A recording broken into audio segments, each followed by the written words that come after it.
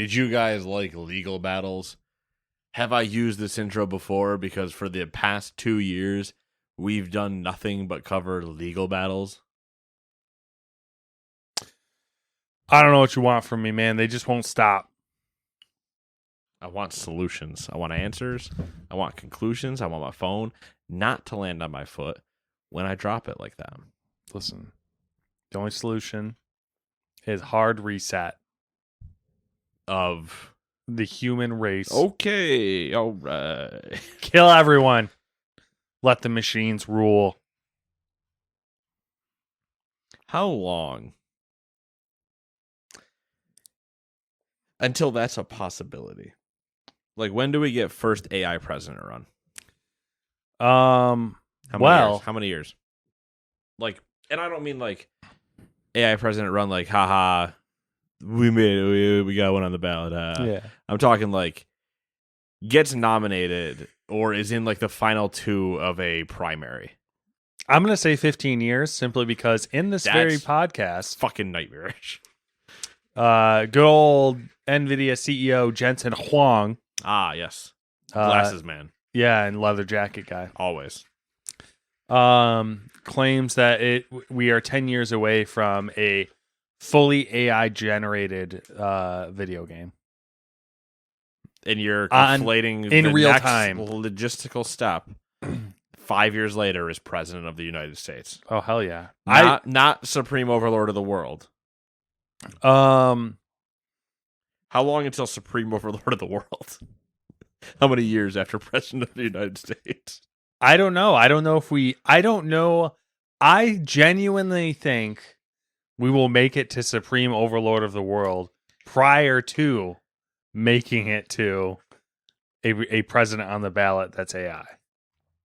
I think it's just going to be like straight up Terminator Skynet style where there's going to be one mistake made. Do you and I witness it? Yes. Okay. I don't necessarily think it's going to be end of the world. I just need you to understand what we do on this podcast and what we're now saying. Fuck. I just need you to remember our power. I don't Like think fucking Wonder Twins with rings right now. If you and I fist bump, we're locking it in. I don't think it'll be like the end of humans or whatever, but I do genuinely think there'll be that first slip up from like some government or something, and it'll be like Pandora's box. And then it's like we'll be playing whack-a-mole for like a few years. Then all of a sudden, as we slowly off one robot at a time. Yeah, and then all of a sudden things will start clicking together and you're like, "Oh no." A warehouse door, like a movie scene, a warehouse door slides open and there's just iRobots level worth like the climax of iRobot where all of a sudden there's robots marching out and be like, how the fuck did we get this far? Like, nobody thought to check the warehouses. Yeah. Anyways, this is the Gamers 2 podcast where we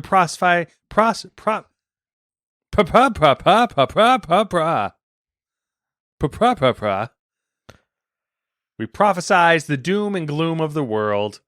And, we also We've predicted happiness, to be clear. Yeah, sometimes. Not very often. True. Gamers 2. Hey. Your weekly roundup of news and commentary related to the video game industry and anything else that might pique our interests. Like PAX East happening right now. Oh, shit, is it? Yeah. Damn. Didn't even realize what... you could be at Ultra or you could be at PAX East. Which one would you go to? That's a hard choice. I mean, I think I would do Ultra and then... So let's say you've been to each one. Okay. Because I know I'm the same feeling. We haven't gone to Ultra. We've gone to PAX East. So why not take the new experience? At this stage of my life... Ultra would be a shit show. It would be. This stage of my life, I would... You and I would not last Ultra. We also need to have that. That's where I'm going. Full realization. I could handle the pace of a PAX East. I would not last very long at an Ultra. Not that it would matter because everyone would probably be like, who are these old fucks? I also do think that you and I would handle Ultra if we handled it like we do PAX. Yeah. Which is to say that we handled PAX with responsible like we were decision making. We were methodical, I feel like. Yes. let's be clear. Anybody that's at PAX right now, I hope you're having a great time. I hope it's more full than it was the last 2 years. That being said, there is a science and a methodical way to do conventions. Yes. I have perfected it. I bestowed it to Matt when he went. There you go. That's the end of that discussion. There is a way to do things. I do think I would. There are A and B options along the way. I think I would almost struggle more now just because there's more things I would find interesting. But I also think at the same time there's less things there. Yes. So that maybe it would counterbalance. You'd probably be okay. Probably counterbalance. Because before I would spectate, but I wasn't really interested in like right.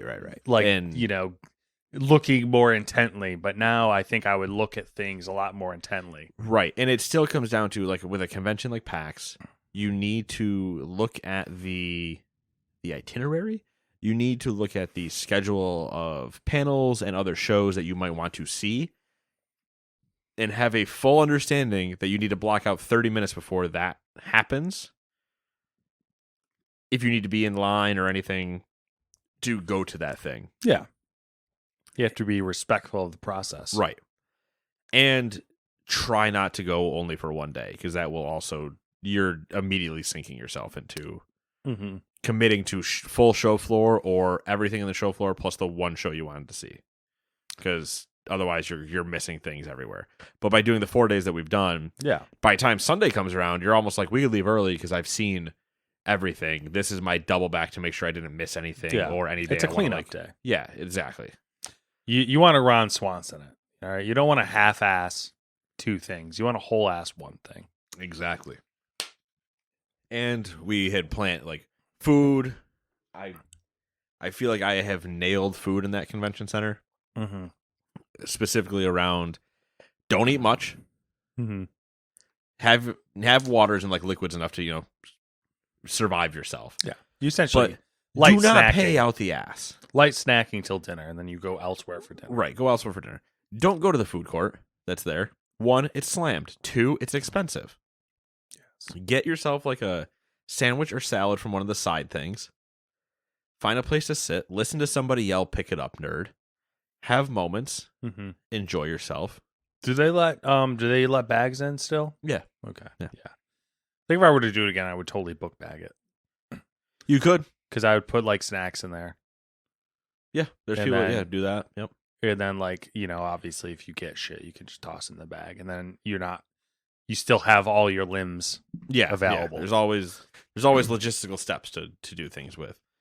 But yeah, I also think that if we approach that same thing to Ultra, like purposely putting ourselves near stage but not in stage. Yeah. You know what I mean? Like, we're not going to be in the middle of the crowd getting dehydration from just sweating profusely. Yeah. But we're also going to be well within our ways of just kind of like jamming out and enjoying it and people watching. Yeah. People watching to great live music. People watching at Ultra would be kind of... It'd be nuts. Wild. Especially if, depending on which... I guess there's only one Ultra in Miami. Are they still always in Miami? I don't know. But if you were in that Ultra and had views or quickness to the multiple stages, you could get some. Get some views. Anyway, how about new releases? If you didn't make it to either of those events, you could play these games like Alone in the Dark for PC, PlayStation, and Xbox. Dragon's Dogma 2: Rise of the Microtransactions for PC, PlayStation, and Xbox. Number 3, Rise of the Ronin for PlayStation. Number 4, Princess Peach Showtime for the Nintendo Switch. And number 5, MLB Show for its respective platforms, which I think is Xbox, Switch, PlayStation. Yeah, I heard Switch is having some issues, as it does. Yeah, when's it not going to? Yeah. All right, I'm going to go right into it. I'm going to kick off this Apple bullshit. Apple bullshitting. Number 1, let's get this Apple bullshit out of the way. The U.S. Department of Justice has filed a civil antitrust lawsuit against Apple, having accused the tech firm of illegally monopolizing the smartphone market and violating antitrust laws.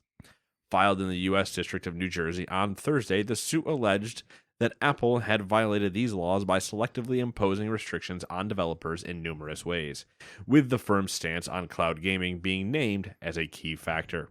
It claimed that updates for cloud games and services have to be submitted to Apple as standalone apps for the firm to approve, which results in an increased cost for developers to release apps on the iPhone and reduces the number of games that can be made available to users. The lawsuit concluded that the overall rules and restrictions imposed by Apple result in developers having to create a separate iOS version of their services rather than a single cross-platform cloud-based solution. As reported by Sky News, Apple said in response that the lawsuit, quote, threatens the principles that set Apple products apart in fiercely competitive markets, end quote. As the Apple defendant, go ahead.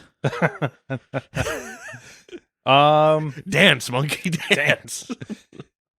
I haven't dug into it too much, but I kind of think it all comes down to how they, as one would expect with any judicial process, it all comes down to the arguments they choose. Because I think Apple has the largest market share in the US, I believe, but when you take the world as a whole, it changes. So I guess it depends on how they decide to attack it. But I think either way there's a case to be made. It's going to be one of those classic who's got the better lawyers. I think so. I think we're into a separate issue, or potentially confusing issues on Apple's behalf. I understand their normal stance, which is what they're using here. Yeah, their normal stance is we have a closed market, we approve everything, and if we don't get to approve it, then how can we tell our sweet little Apple people that everything's going to be okay? Two problems. Mainly, one problem. It's the discussion of what does cloud gaming mean?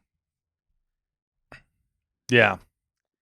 Do you actually mean cloud gaming? In which case, Apple, nothing's getting installed on your machine. Why do you give a shit? And if you mean game subscriptions, where things have to get downloaded to your machine, now you're into your actual argument. Yeah, I think this is going to be one of those really, really messy cases, though. So, like this, we focused on cloud gaming because, gaming podcast. But how dare you?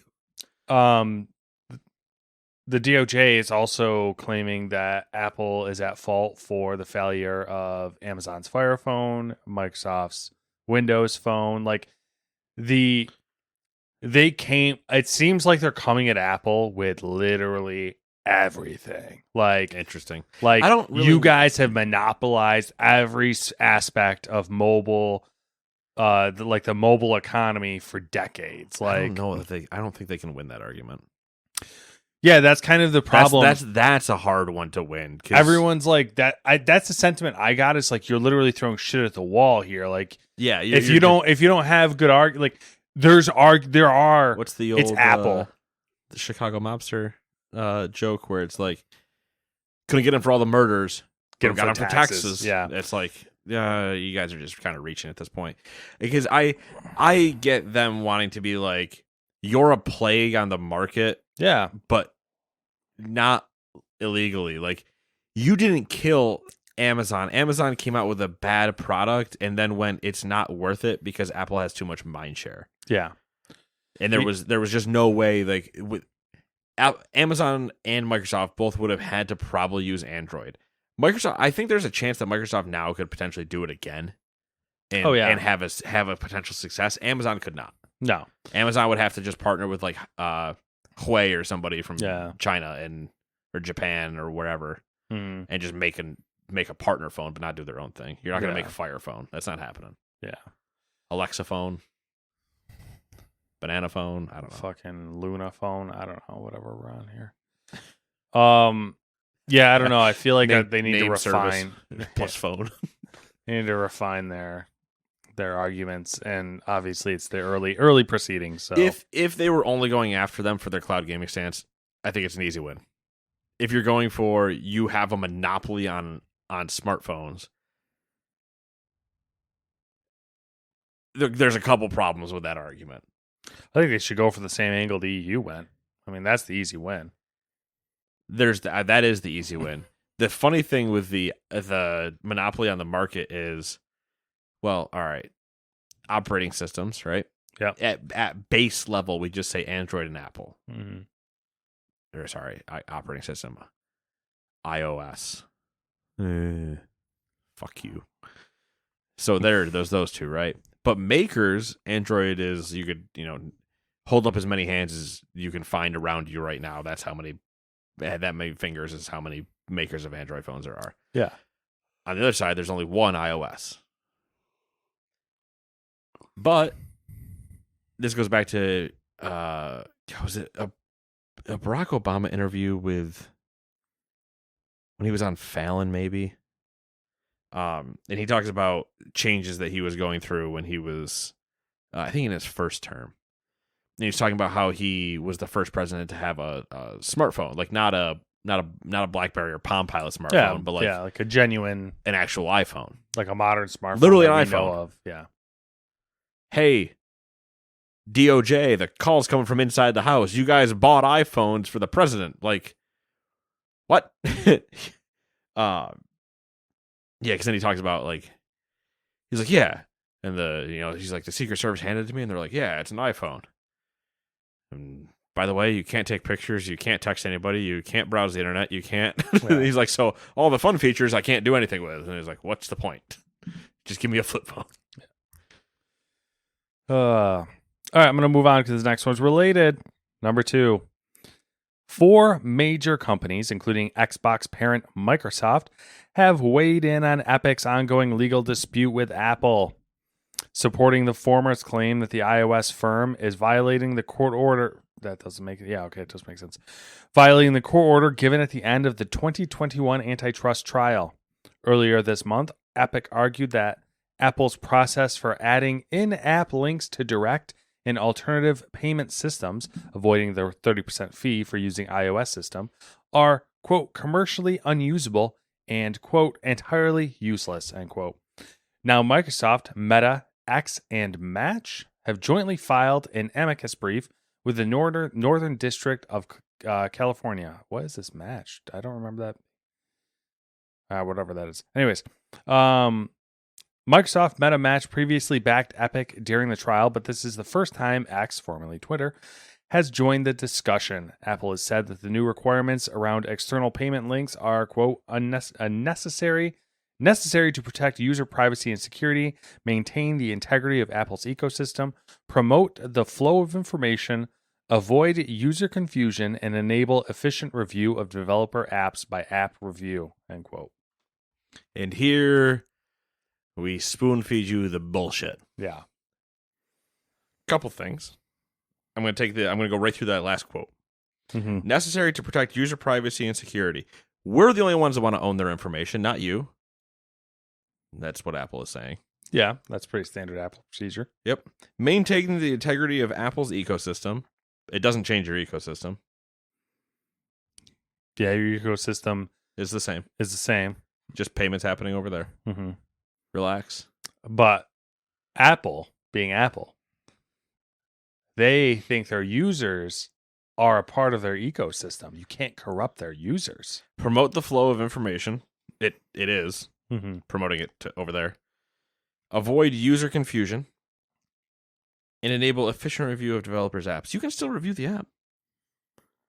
But guess what? You're not the fucking internet police.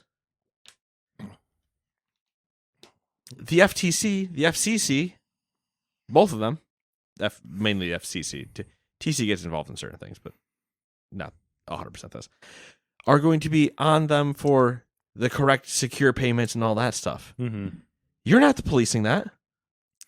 You're policing it inside your own ecosystem, but guess who's not in your ecosystem?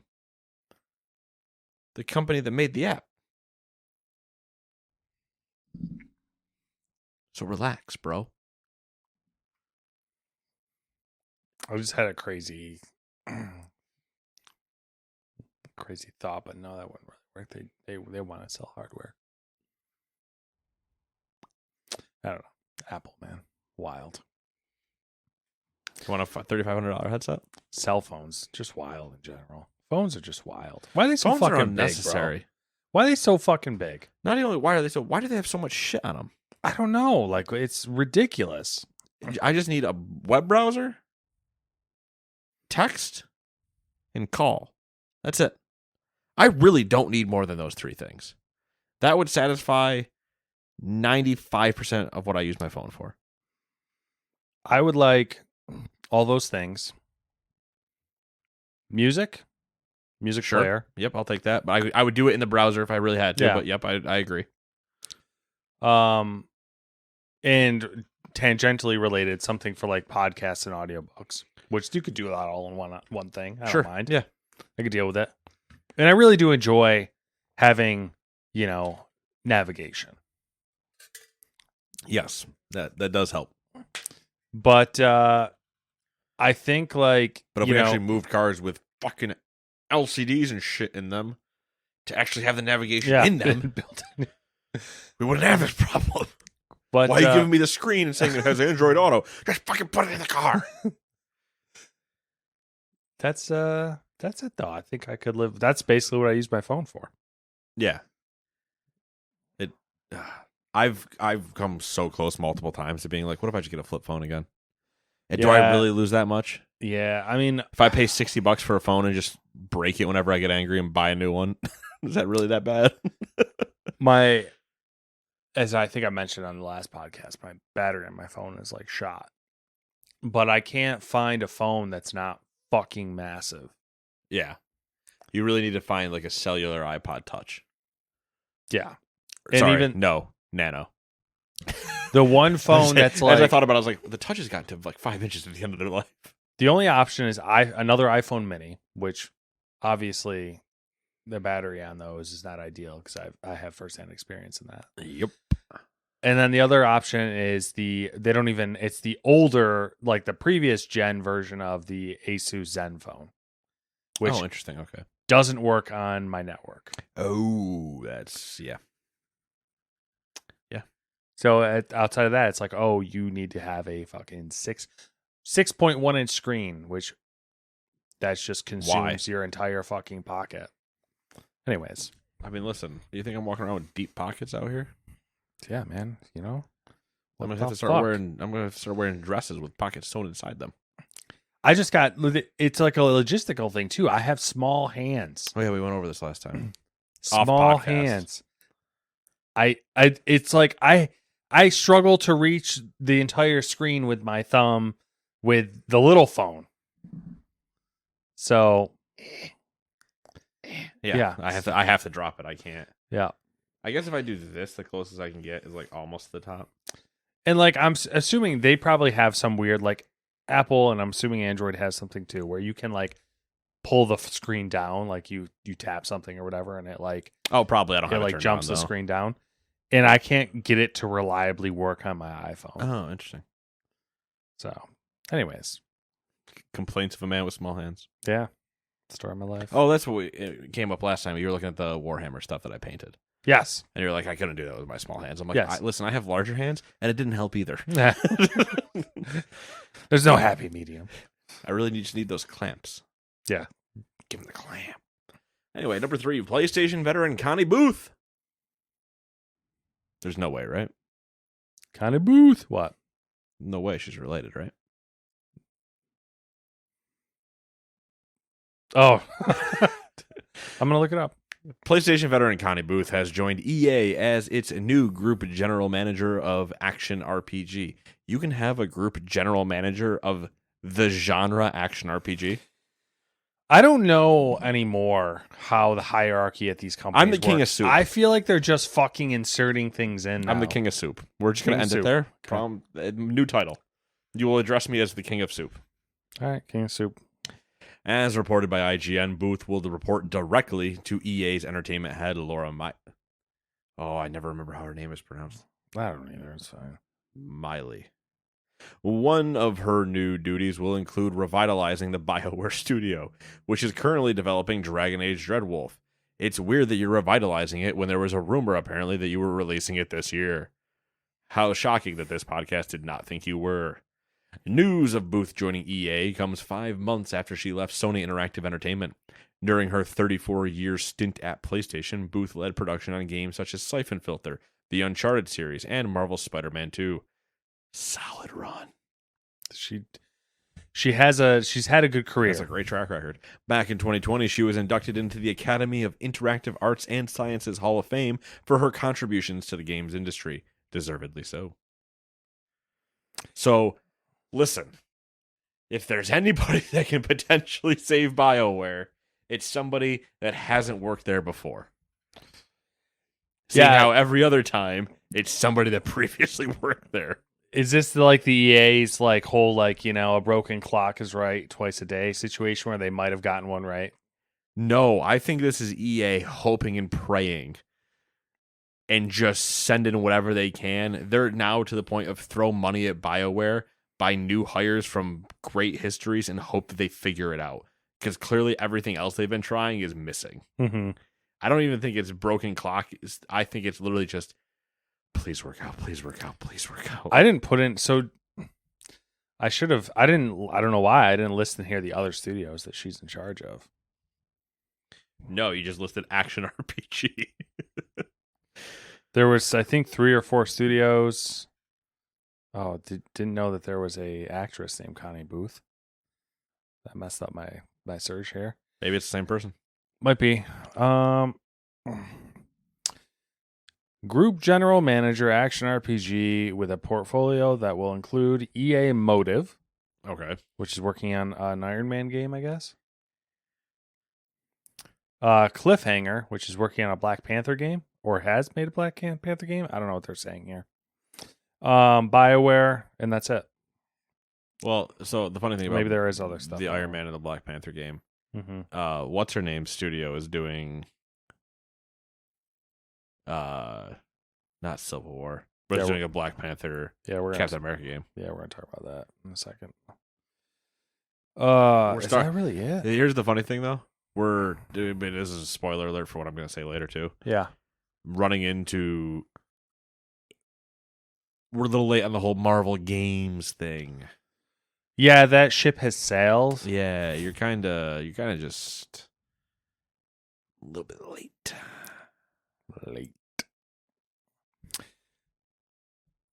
Number 4, GOG. How do you like to say GOG or GOG? I like GOG because I know it stands for Good Old Games. Actually, no, it doesn't. They used to, I believe. Yeah, and now I believe it is Galaxy of Games. Yeah. That's me. That's me reaching way back. I forgot. I also forgot until you said Good Old Games out loud, because that's what I was thinking was Good Old Games. And you said Good Old Games out loud, and I was like, didn't they change the name? Yep. Fuck. Wow, Good Old Games. That is really old, actually. Now I'm thinking about it. Yeah. Fuck. We're gonna die soon. That's when they first spawned out. It's all downhill. We're starting remembering acronyms. It's over. GOG has partnered with Amazon Luna to bring its title library to the cloud gaming service. Users will be able to play games that they own on the digital store via the Luna service. Games will remain DRM free. DRM free. I feel like I gurgled that a little bit. And consumers who use GOG Galaxy 2.0 will have access to cloud savings on the cloud gaming subscription. Users who subscribe to Amazon Luna can use the service on PCs, smartphones, and smart TVs. Pretty cool. Yes. I mean, I don't really give a shit about the Luna thing and whatever, but it's a cool option. It is. I wonder how popular Luna is. I feel like it's wonder how popular GOG is. Yeah. It is. It is popular technically. It is one of the 3 most successful storefronts. If you count like launcher storefronts, not just websites. It's Steam, Epic, and GOG are your 3. I kind of assumed, thinking about it now, I kind of am assuming that Epic Game Store hurt GOG more than it hurt Steam. That's probably true. But GOG will still reign supreme once Witcher releases again. Yeah. Last time I had GOG was Cyberpunk. GOG probably has a really like small but loyal following just because of the DRM. The DRM free, and it probably has a shit ton of games. Yeah. Like all just old stuff that they've somehow ported in and just. Mm-hmm. Yeah. I really forget they exist. I should. Well, not that I play games, but I should remember that they do exist. for when I return at some point later on in life. I'm going to bring this up now. Yeah. Because we're not going to talk about it later. Did you see there's a deal on Samsung TVs? This is completely fucking out of left field. No, I did not. Tell me more. This is completely out of left field, and by the time this podcast goes out, probably won't exist anymore. I saw, speaking of TVs, the one deal I did see that kind of blew my mind. This is so fucking left field that somebody's going to be like, did I jump in the middle of this? Did they edit this poorly? And I'm like, no, I literally just had a spontaneous idea, and I have to talk about it. I saw that TLC is selling a 98 Who? TLC TCL. I saw that TCL is selling a 98-inch TV for $1,900. That's pretty good. That's wild. That's a pretty good price. Tell me about Samsung. So Samsung, also, side tangent on the side tangent. What does TLC stand for? The Creative Life. Okay, not Tough Love and Care, because that really Wait, did you say TCL or TLC? TLC, like the channel. Oh, because I just keep thinking Tough Love and Care, and that really puts a whole fucking spin on that channel. Oh my god, I know what it stands for. I don't know. Scrubs. Chasing Waterfalls. I don't know. Okay, anyway, back out of three other abbreviations. Samsung is running a deal right now. Okay. Where you buy one of these TVs.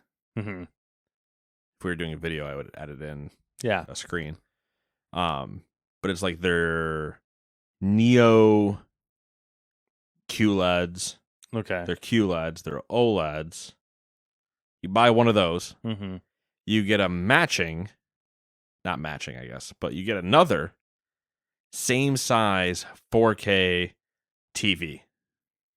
That's not a QLED or an OLED. Right. So you buy one 65-inch OLED. Okay.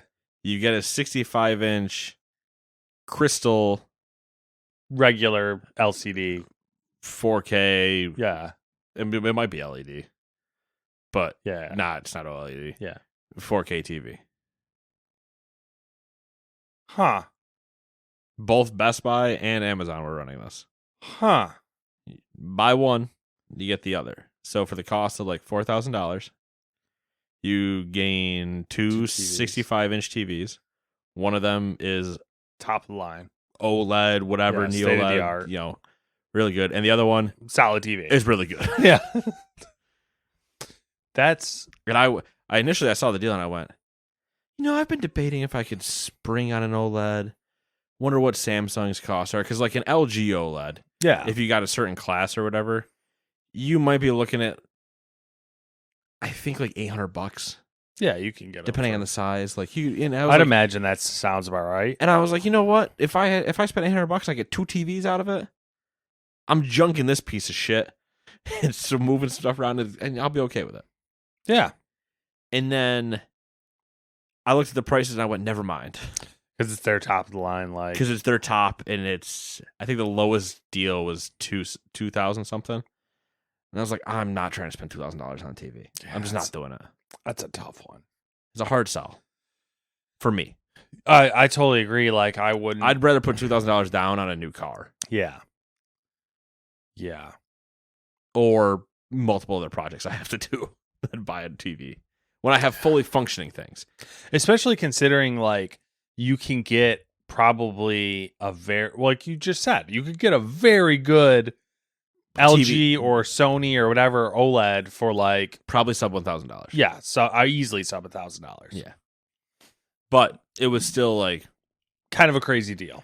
How often do you see a buy one get one TV free deal? That's a weird one. That that is good enough to the point where I'm like, what's the catch? It was enough to make me open the link and look through to see if I could find a price that I went yes. Yeah. Interesting. All right. Hey, you want to talk about games again? Sure. Cool. Number 5, Tango Gameworks founder Shinji Mikami has reportedly started a new studio. As reported by IGN, the website for upcoming action-adventure game Shadows of the Damned Hella Remastered lists Mikami under its creators tab, with his bio stating he established new studio Kamoi Inc. There are no further details about the studio, and Mikami has yet to issue a statement about the studio's founding. Mikami left Tango Gameworks in February of 2023, 13 years after he founded the studio. Tango Gameworks was formed after Mikami spent 2 decades at Capcom and a brief period at Platinum Games. At Capcom, Mikami directed the original Resident Evil and 2005's Resident Evil 4, both amazing games, and continued to be involved in the franchise up until the latter's release. At Tango Gameworks, Mikami directed its launch title, The Evil Within. The studio released its sequel, The Evil Within 2, in 2017, followed by Ghostwire Tokyo in 2022 and Hi-Fi Rush in 2023.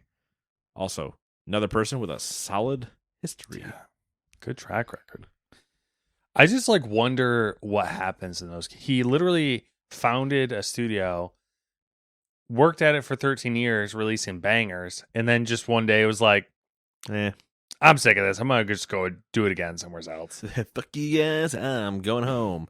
What? You need something else? Okay, I'm going over there. Never mind. Yeah. I wonder if that's, it was like, I'm just going to kind of I don't know. I'm going to take a month off. He doesn't make it the month because somebody else comes up to him 2 weeks later with another idea and he's like, never mind. Let's go. Yeah. It's weird. I want that level of success in my life. Or do I? Sounds like a lot of work. I like money. Yeah, I like money, but then at the same time, I don't know. Do you need to work if you enjoy what you do in a day in your life? Those fucking people. Those people.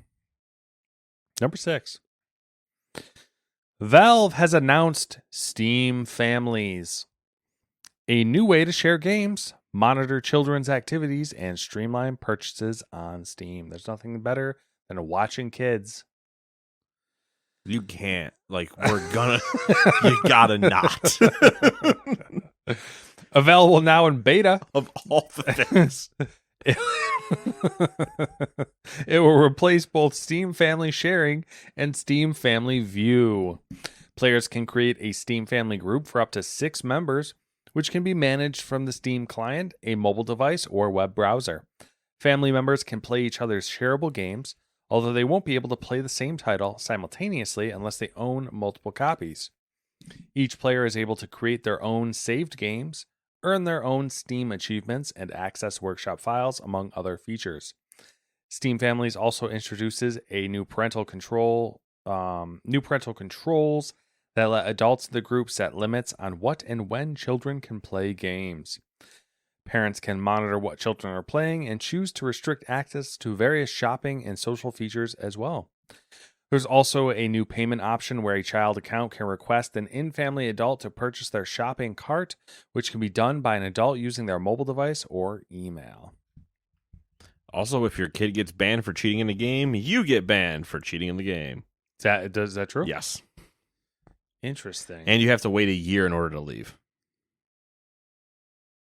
The child has to? No, if you join a family.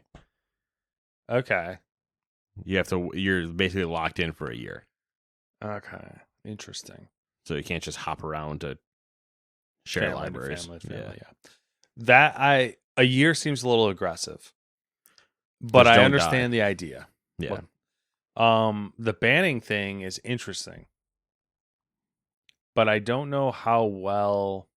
I don't either. I'm just that's a lot. It's my account, man. I'm not sharing shit. Yeah, that's a lot because I know how dumb kids are. Yep, I'm not getting banned. You get that one idiot that's like, "Oh, I'll play Counter-Strike 2 with wall hacks on. I can see everybody," and you're like, "And you did what now?" Yeah, I'll end you, child. I was on board until that part. Yeah, everything else. I like the idea. It's just how stupid kids can be. I especially like the purchasing idea. When you make it easy. I was talking to a coworker about that, and not to get too far into it, but not even just a coworker. How many times did we hear that conversation with parents at Target? Oh yeah, 100%, all the time. He was telling me a story about how when his kids were young, they're I think teenagers now. It's still young, but when they were young 10 years ago, when this was becoming a thing, online transactions and loot boxes were just in their infancy. Fortnite. His daughter on Roblox, yep, I believe it was, just didn't realize it. PayPal account or something was still attached, and she just was like banging out cosmetics. Yeah, and it was like $10, $10, $10, $10, and he's like, he called his wife and was like, "What is she doing?" And I've known other people to do the similar things where it's like accidentally save. I know they didn't mean to, but like they saved a card to the account or something and just didn't think about it, and kid went on a spending spree or whatever. And I mean, it happens to all of us. I think I'm pretty sure I was guilty of it as a kid. Yeah, I did the same thing with I think I did it with WoW subscriptions. I did it with AOL for dial-up when you had to pay for that. Matt's older than I am. I know he doesn't want to hear it, but he's fucking old. And everyone's like, "What the fuck's dial-up?" Hey, do your best dial-up impression. I don't know if I could do that. Some ear shrieking, piercing. Oh god. Anyway, let's talk about the real dial-up in this country. The French, number 7, Ubisoft, has unveiled Neo NPCs at the Game Developers Conference in San Francisco.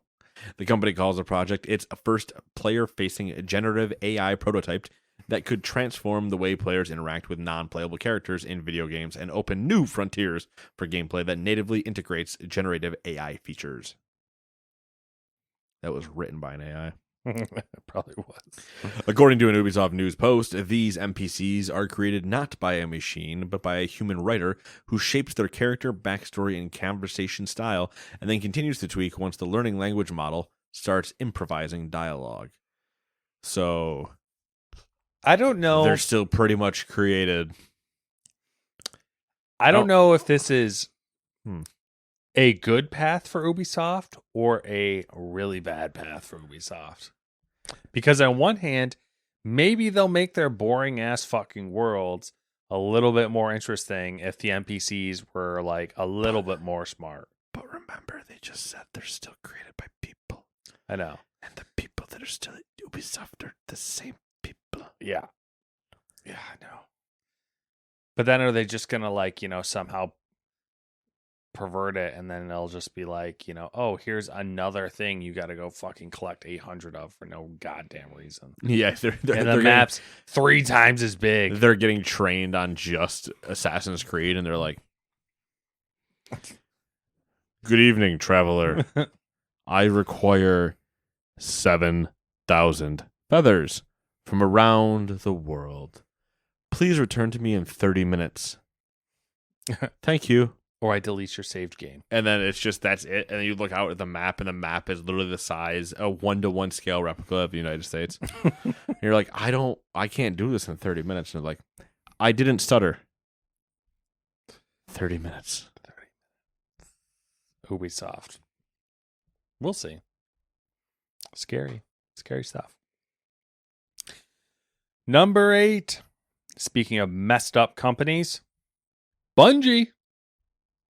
Got him. IGN wrote a lovely article about Bungie's ongoing struggles. Originally, I had no intention of reading the article, but I became captivated. So we're gonna do a little recap. I have a feeling it's kind of long, but we're gonna rip through it. I have a feeling a lot of this is what we know. Yeah. No, it's kind of like confirmation bias. Yes, yeah, confirmation bias. That was we do love that. Yeah, I'm a huge fan. I'm a big fan. Listen, there's one thing that people say about me. They're like, he's a huge fan of confirmation bias. Yeah, you know, Matt. Yeah. I don't know. The other day, he's a big fan of confirmation bias. Hell yeah. What are 2 other things about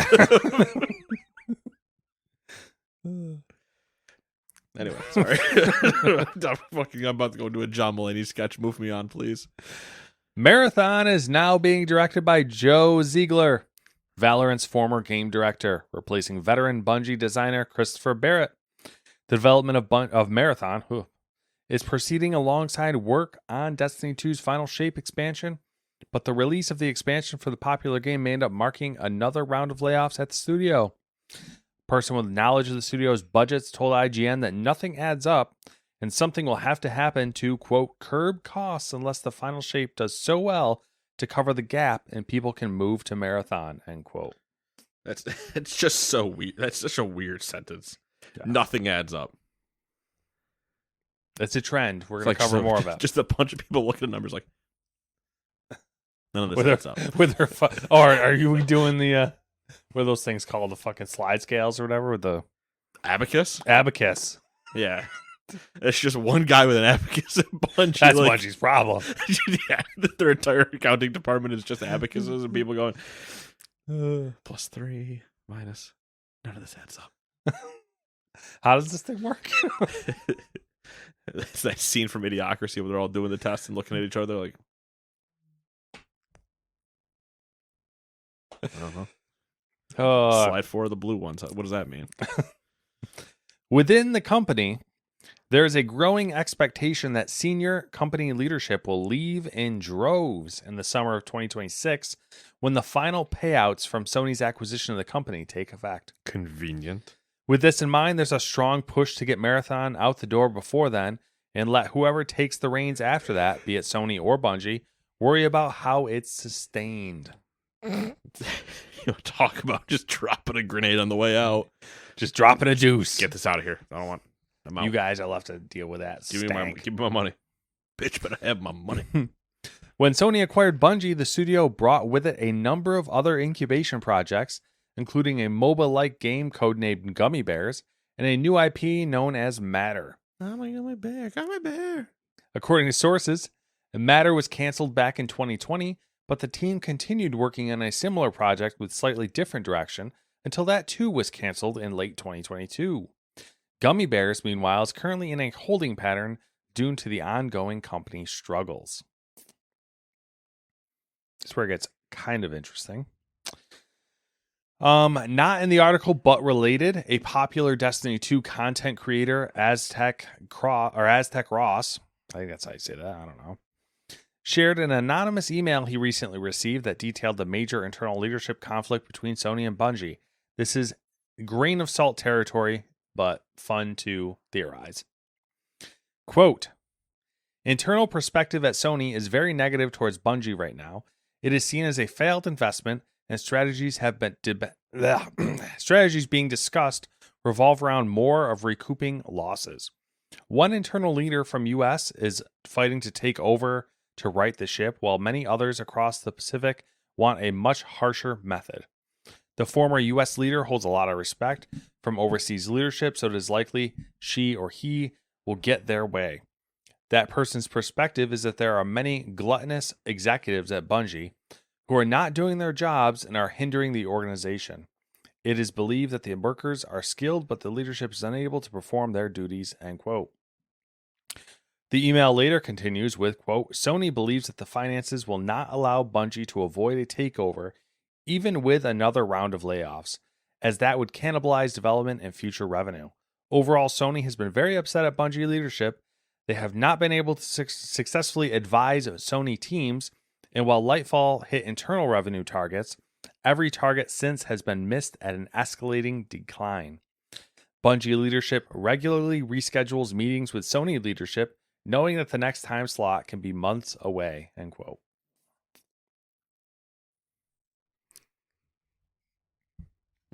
I just like the people across the ocean want this to be done more drastic way. I just picturing like Yakuza. They're like, Oh, I'm picturing literally the scene from I don't remember what exact Yakuza game it is, but them sitting in like the Tojo clan headquarters of like just with the knife to cut the pinky off or something. Yeah, just like waiting. Like yeah, you're gonna come here and you're gonna pay fealty. Yep. And then after you take your own finger, I'm gonna kill you. Yeah. It's like, get the fuck out of my face. You're a disgrace. Never come back. Number 9. Baldur's Gate 3 swept the Game Developers Choice Awards, taking home Game of the Year in addition to Best Narrative, Best Design, and the Audience Award. There's a rundown, but I'm actually not going to go through it. All right. Because we have too much more to do. Zelda won a couple. That's all I remember. Interesting, because Zelda got blanked in the Game Awards. Yeah, that's true. Epic held its annual State of Unreal event at the Game Developers Conference in San Francisco. Here's a recap. On the player side of things, the big attraction of the event was no doubt the first look at the new Marvel game from Skydance New Media and Amy Hennig. 1943, Rise of Hydra. Set in World War II, the narrative-driven action-adventure game stars Captain America and Black Panther. Hennig was on hand to not only introduce the game, but also show off some new Unreal Engine effects featured in the game, like a nanite adaptive tessellation feature. I don't know what the fuck that means. That allows developers to later tile textures and use shader logic to create complex environment effects like footprints or tire tracks in real time with a minimum of geometry. We don't really care about that. Anyways, Epic VP of Engineering, Simone. Oh boy, that's a rough one. Tarango.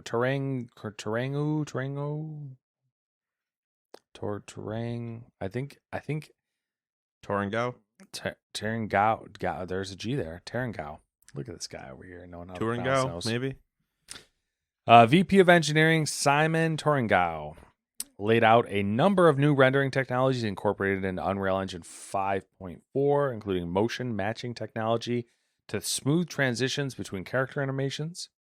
Epic is marking its addition to Unreal Engine by releasing an assortment of 500 plus motion captured animations compatible with the MetaHuman rig. Free for all Unreal Engine developers. Big move. Attendees also received short looks at 3 games with an emphasis on various Unreal Engine features they were using.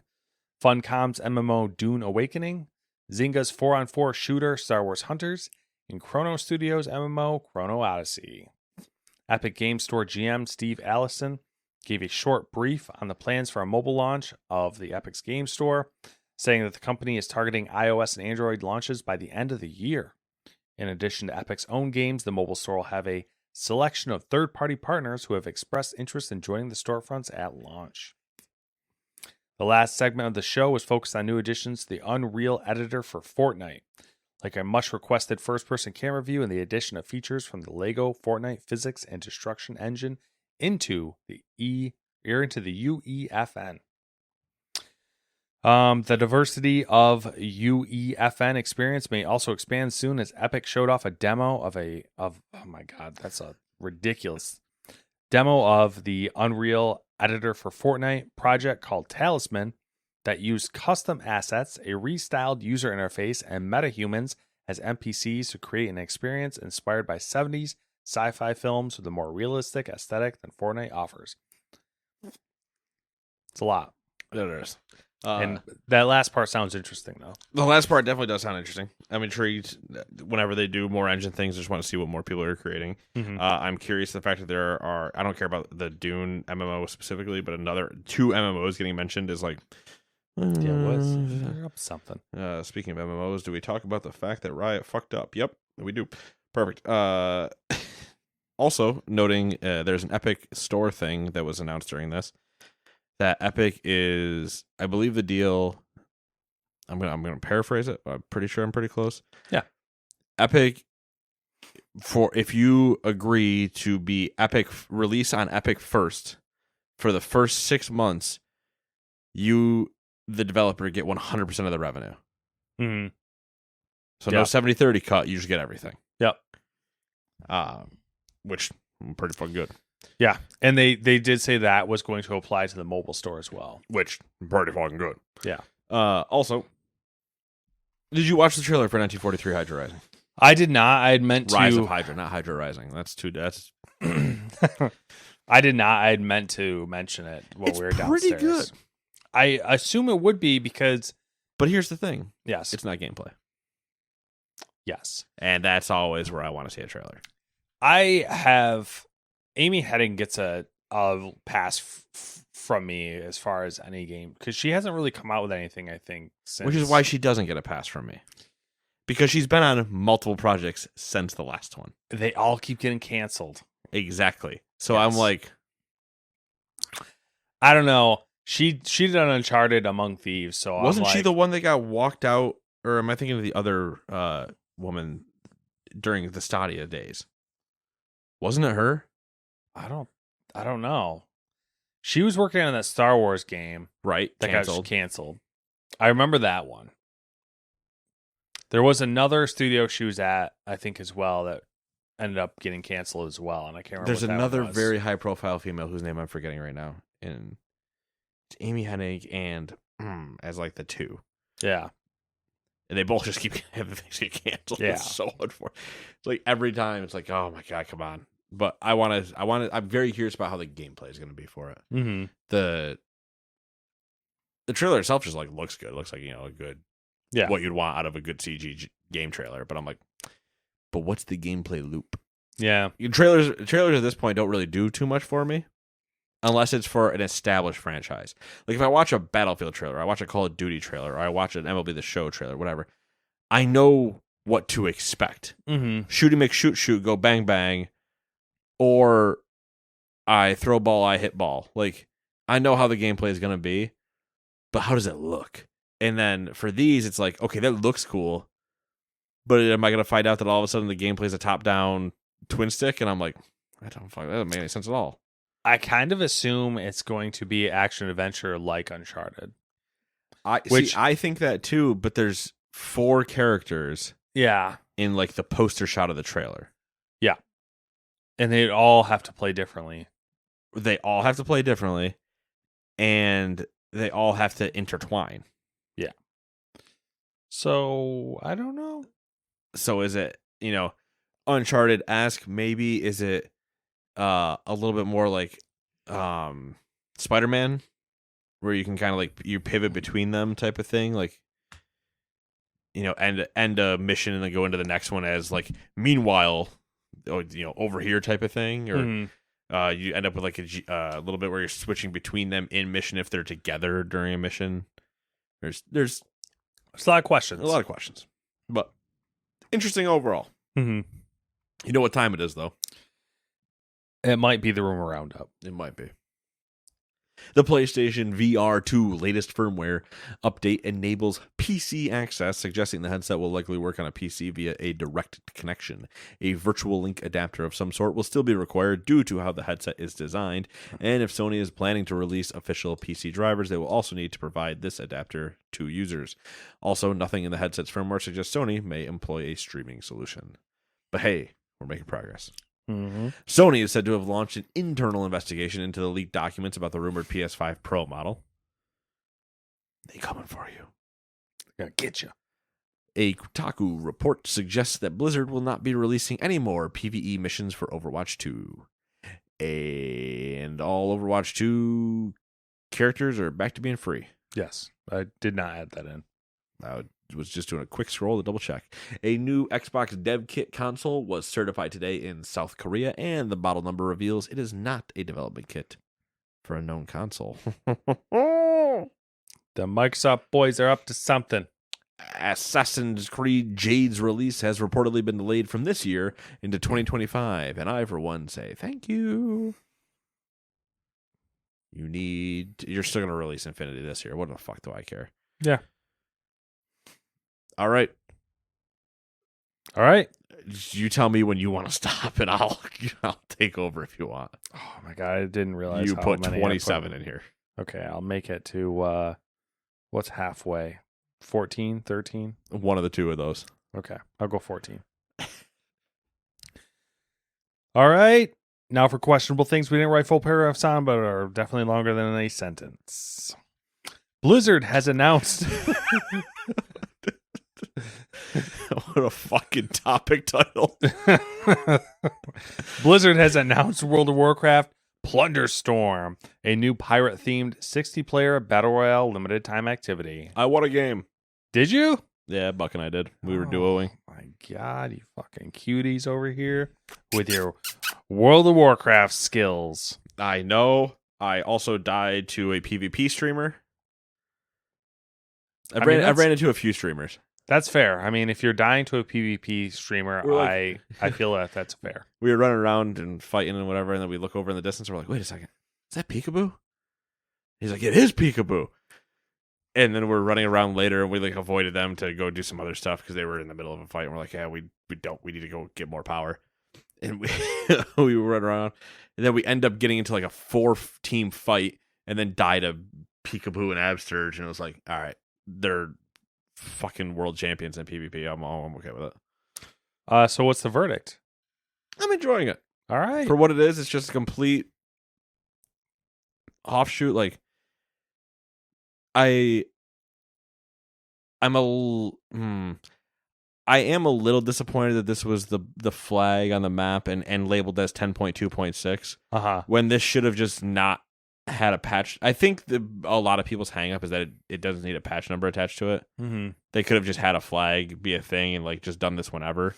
But I am happy it's out. Like I enjoy it. It's fun. Yeah. Because it's when you launch, right? You launch WoW. It's not WoW. Okay. So you launch WoW, right? You see your characters. Then you click Plunderstorm, and you are now you pick whatever character and you're that. You unlock cosmetics for your main account, but you are not any of your characters. You are okay, I get what you're saying. You are just this rank 1 constant. Yeah, like a pirate of some kind. Yeah. Everybody just gets put to base pirate levels. And then you do it that way. That's neat. Neat little mini game. But some people are like, "Oh, I'm not my own character." And I'm just like, "Shut the fuck up, bro." Dude, I have lost so many brain cells reading Twitter this week. So fucking many. And it's all from WoW Twitter, and I want to just blow my brains out when I read some of them. WoW's fan base is so it's fucking unbelievable. Like, they can't just enjoy things. They're very much like, it's got to be polarizing. I came so close. And I mean, like, seconds away from just uninstalling Twitter and being like, I don't need this social media anymore. Done. Yeah. I'll figure it out. Like, Reddit is now half of what I used to use it for. Yep. I deactivated my Facebook years ago. Mm-hmm. Twitter's about to die for me. And then I'm just going to have Reddit again? Like, I think we're due for a new social media. Like, I have Blue Sky. Okay, but it hasn't really taken off, account, right? But I really don't think it has. And if it did, it's not. It's just Twitter again. It's not like it's Twitter again, but it's not like I can. If not everybody that I follow goes, then I also have to pay attention to when they potentially show up, which means I have to constantly keep searching for them to show up if I'm not on Twitter to watch them go. Yeah. So it's just like a really weird scenario. And then I'm just like, okay, do I just continue to disconnect and just fade away? There's part of me that goes, there's some beauty in that. Yeah, it's annoying because but then there's a full disconnect. Yeah. Then you are genuinely disconnected. You don't know what the fuck's going on. Right. Which is a blessing and a curse. Yeah. That's kind of where I'm at. I'm like, I'd like to know what's going on, but I'm not satisfied by all the bullshit. It's literally, I was reading through Twitter. I was like, oh man, this is all pretty cool. I didn't ask for your opinion. I just started nope. And I was like, fucking infuriating. I just want forums to come back and be a thing. Oh God. See, I think that, and then I go read like the Blizzard forums for like when WoW has its forums still. And I'm like, absolutely not. Yeah. I guess it's just nostalgia for a simple time. For sure. There's something about message boards that are nostalgic. I want Quora questions to come back. You know what I mean? Like Yahoo Answers. All right. Riot has said that their League of Legends MMO is still in development, but has been rebooted. Dun, dun, dun. Cool. So you know what that means? You're not seeing it for another 8 years. Yeah. Remedy said that Alan Wake 2... What a waste. Yeah, what a fucking waste. There's been a lot of reboots lately. Yeah, and for that's already been probably 8 years. Like, why even keep going? Yeah, at this point, it's going to go into... might become... Yeah. No, what's the word I want? I was gonna say it's just gonna be Titan. It might become Titan, but Titan technically turned into Overwatch, so I think I think this actually fades into nothingness. Yeah, this has the looming problem of Titan, where it was like that's what I mean. Titan, and you just never saw it. It's going to be that problem of like it doesn't ever materialize, and if you do see it, it's been morphed into something shell of itself. Yep. Remedy said that Alan Wake 2 has recouped most of the investment, and the studio is planning more regular sequels for Alan Wake and Control. Do you have the other news in here? Is it Max Payne? Yes. Capcom has provided a Dragon's Dogma 2 release launch update following community backlash over the game's paid DLC, subpar performance, and more.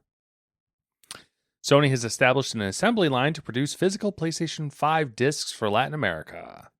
The Brazilian facility previously produced game discs for previous generations of PlayStation consoles.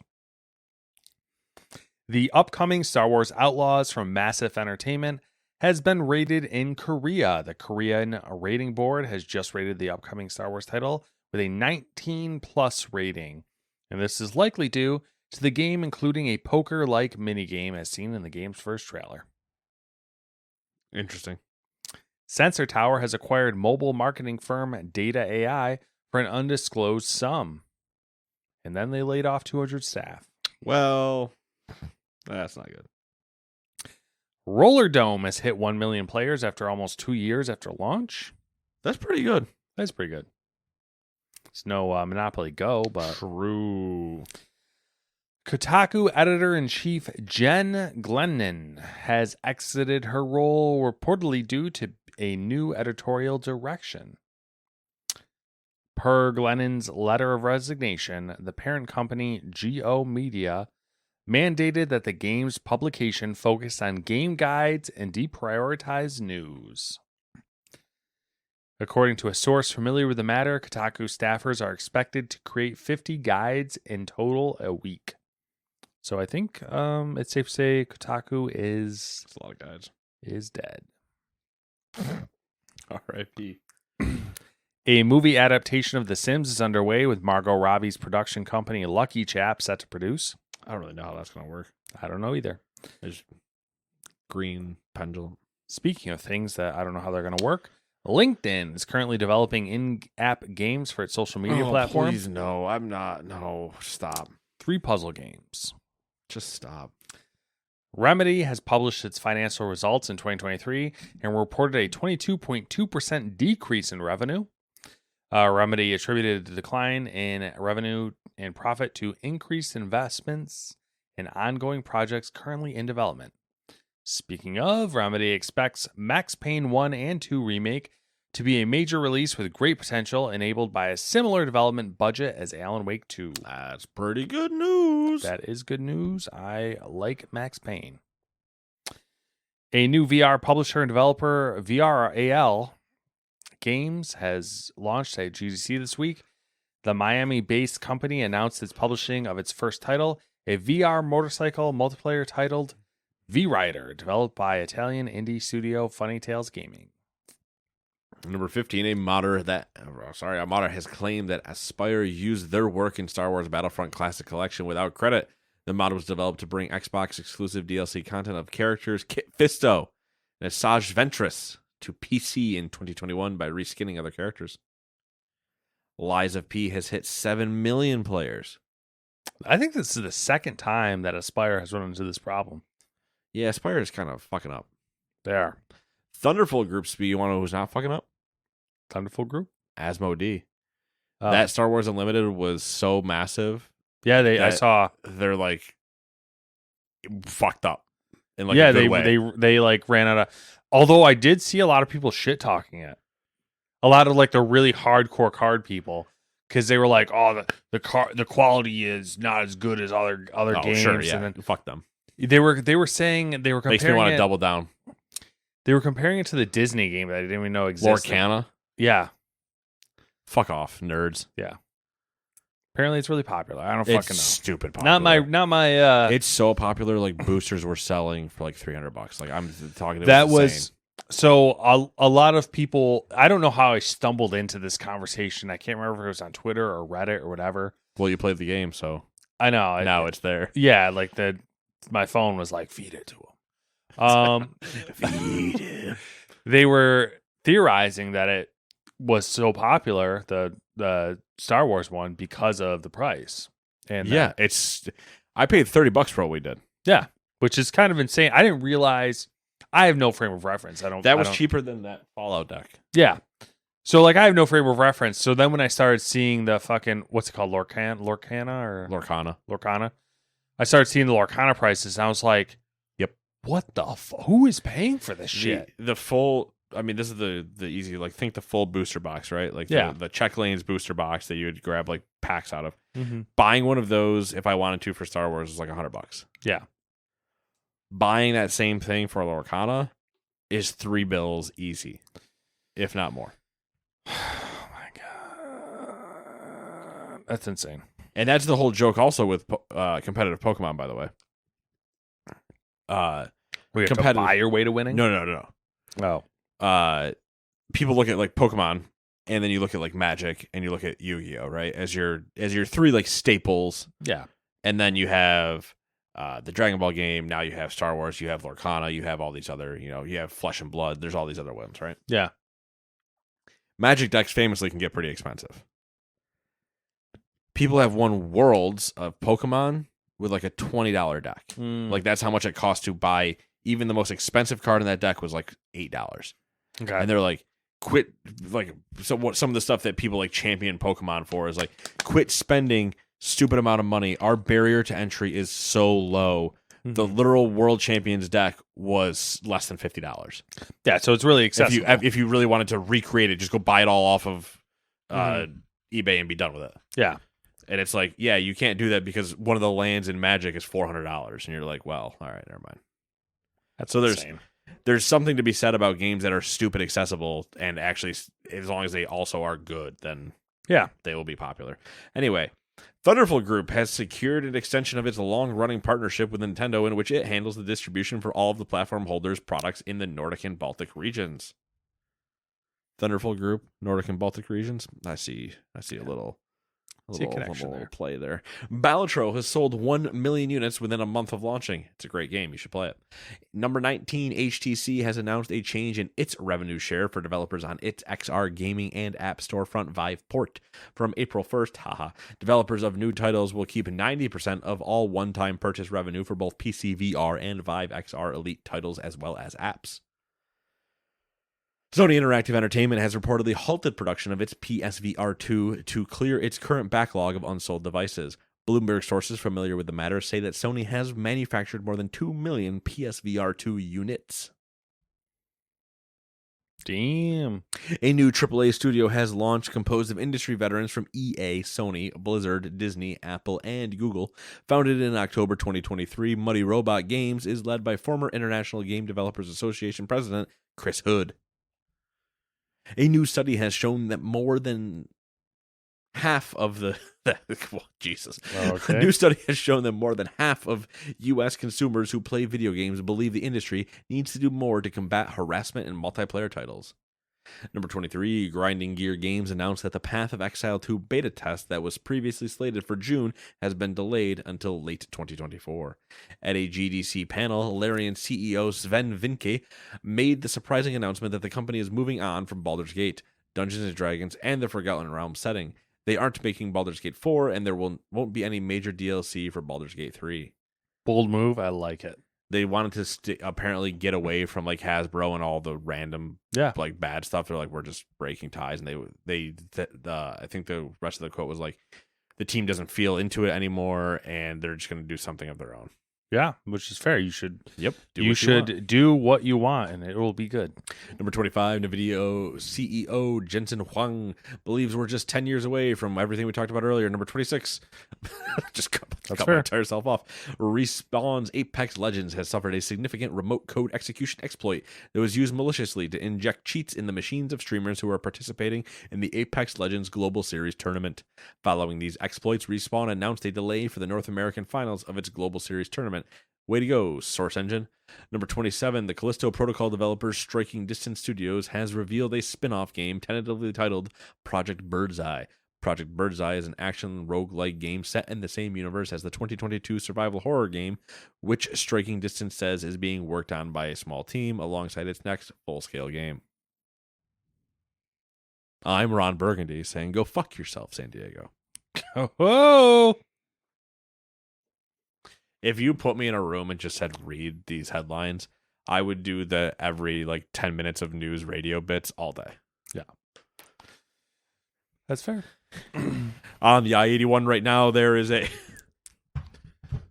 loose chicken. There is one horse-sized chicken. Jesus, that's frightening. Holy terrorizing downtown metropolis.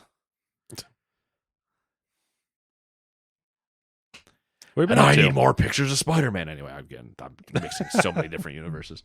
Anyway, yeah, 7 days up to a whole lot of nothing really for me. Been the usual. Played a little bit of Plunderstorm. Talked about that already. Played a little bit of the show. Talked about that. Played a little bit of WoW. Talked about that. Played a little bit of Balatro. Talked about that. Slept a lot. Nice. Kind of. I slept early in the week, right? So Monday night. It's something in the air. Well, so Monday night, I was just exhausted. Everyone's exhausted. I'm exhausted. Every single person I've run into has been basically like, dude, I'm fucking exhausted. So Monday night, exhausted, right? Yeah. Went to bed about 8:30, which is not normal for me. I'm normally a 10 o'clock guy. Yeah. Passed out, slept all night. Mm-hmm. Woke up, went to work. Came home, went to volleyball. Slept, work, volleyball, work, whatever. Yeah, right? Last night, went to go to bed, 10 o'clock. Finally fall asleep. Wake up an hour later. No, don't do this to me. Hit the bathroom, whatever, kind of all right, commit to sleep. Come on. Back to bed. Fall asleep, wake up, 4 o'clock. Don't. And I'm starting to reach that awakeness where I'm almost wide awake. Yeah. And I really don't want to be awake at 4 o'clock. Yeah. Because if I get full wide awake at 4 o'clock, noon's going to suck. So I'm all right, go back. 20 minutes, wake up. 15 minutes, wake up. 5 minutes, wake up. And I'm just tossing and turning. Finally woke up to actually get up and leave. And I can feel myself starting to potentially sweat. I'm what is going on? I can feel like that. I'm too warm. What is happening? Got a fan on. It's fucking 17 outside. Just pockets are too full, so I'm getting jabbed in weird ways. Ladies. Anyway, what have you been up to? Similar but different, also exhausted. But I have insomnia issues, so I'll be dead tired all day to the point of where I could I've been micro napping. I might fall asleep for 30 seconds at my desk and then continue on with my day, and then I'll get home and I'll be exhausted up until about 8-9 o'clock, and then I'm I've 100% been there until 11, 12 o'clock. I mean, I've done the mistake, come home 6 o'clock, accidentally nap for an hour and a half, and then I'm fucked. But I've also done the spend my lunch at work taking a nap. Yeah. Done that one. Also done the little bit of not micro napping or whatever, but just I just feel your head dip, and I'm nope, can't have that happen. Yeah. But I've also had the worry of in that waking up of oh, it's 11 o'clock and I was only asleep for an hour. Yeah. If I do not immediately continue to try to go back to bed, if I'm oh, I'll read a book or whatever, I'm gonna read for 4 hours. Mm-hmm. It's gonna happen. Yeah. I need to just hit myself with a hammer. I need to go to bed. Yeah, that's really about it. I mean, there hasn't been anything exciting going on. I just doing my normal, watching anime, watching shows when I can. Haven't really been reading anything. I listened to the latest Dan Carlin podcast, which was basically about the Holocaust.